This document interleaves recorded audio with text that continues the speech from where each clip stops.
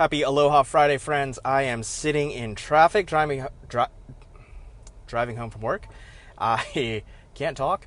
And I dropped my family off at the airport today. Jess is headed to Dalton, Georgia to speak in the Summit Training Center.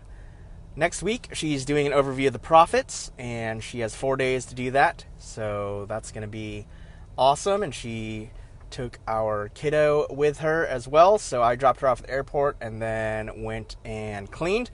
And now I am headed back home, and Aloha Friday is in full effect, and we're stuck in traffic, driving really, really slowly. So that's what's going on with me. Today we're going to be talking about money. Yesterday I talked about Apple AirPods and wondering if I should get me some Apple AirPods. There's still a wire attached here to my face, so I did not get the Apple AirPods. I ended up ordering 2 pairs of Skull Candy wired headphones that were like $8 or $9 each. So we'll see if those hold up a little better than the Panasonics that I usually use, which I don't even know where they are right now. It doesn't matter where they are. But yeah, in that process of recording that video yesterday, I was talking about how $150 seems like a lot of money for a pair of headphones, and the AirPod Pros are $250, and that seems like a lot of money for a pair of headphones. But yeah, man, if you have the money and can spend that on headphones, then do it, man. Do it. There's no judgment here. I just didn't want to come across as judgmental. I think a lot of times I can just express my opinion and my tone comes across like it's judgmental. So if you can afford those headphones, do it. Do it. Absolutely do it. If you can't and are buying that on a credit card, then maybe that's not the wisest idea. Probably not the best idea. So there's that. But it's really funny because when it comes to other people's money, we always know how everyone else should spend it, right? We always know how everyone else should spend their money. And that's pretty funny. Finances is just an interesting thing. Yeah, we have personal stewardship of our own finances. And so should we be so concerned in how other people spend their money? I don't know. That is interesting to think about, though, that we always have an opinion about how other people should spend their money. I feel like there's something else I was going to talk about. I don't have notes here going on along those lines. It's not coming to me. My brain's not working all that great right now. Probably because I was inhaling lots of cleaning chemicals and I'm sitting in traffic. So there it is. If you can afford $250 headphones and that brings joy to your life. Oh, here it is. Ramit Sethi, I think that's his name. I hope that's his name, is a finance guy who was interviewed on Tim Ferriss. And so I read his book this year.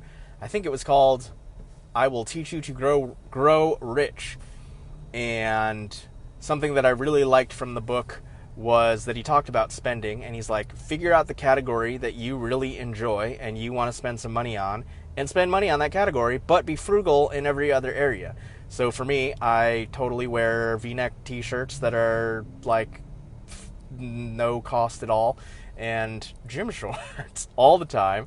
And so clothing is not something important to me. I don't spend, I don't buy $200 pairs of jeans or whatever. But if that's your thing, dude, and you can afford it, then do it, It's your judgment. But you just have to figure out how to be frugal in the other areas of your life and not try to keep up with the Joneses in those things. So maybe when I have some money in the bank for some headphones that I would use on a daily basis, that's something else that I think about when I am purchasing something. How often do you use this thing, and does it bring you joy? So that's something good to consider when you're purchasing big ticket items. Would it make life better? And how often are you using this thing? So we bought a Dyson vacuum because I have a giant furry dog that sheds a ridiculous amount of fur, and we vacuum 3 to 4 times a day and get a giant clump of fur every day, or every time we vacuum, because that's just how much he sheds every time he shakes.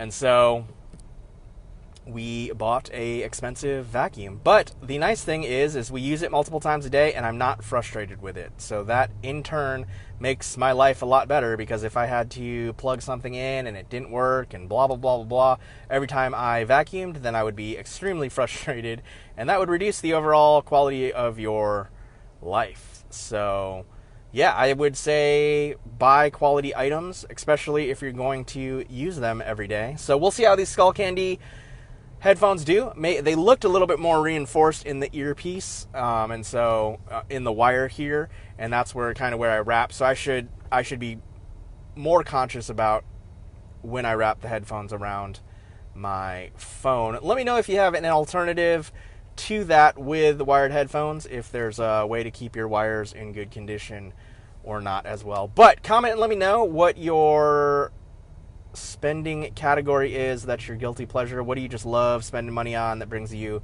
so much joy? And then what are you super frugal about? So yeah, I really like that aspect of Ramit Sethi's book. I think that's his name. I hope that's his name. All right, there it is. There it is. On other people's money. So yeah, if you've got the money and you want to spend it on something that will bring you joy, do it. And that's all I got to say. What do you think? Comment, let me know. Yeah. All right, guys, keep hopeful and keep after it. Happy Aloha Friday.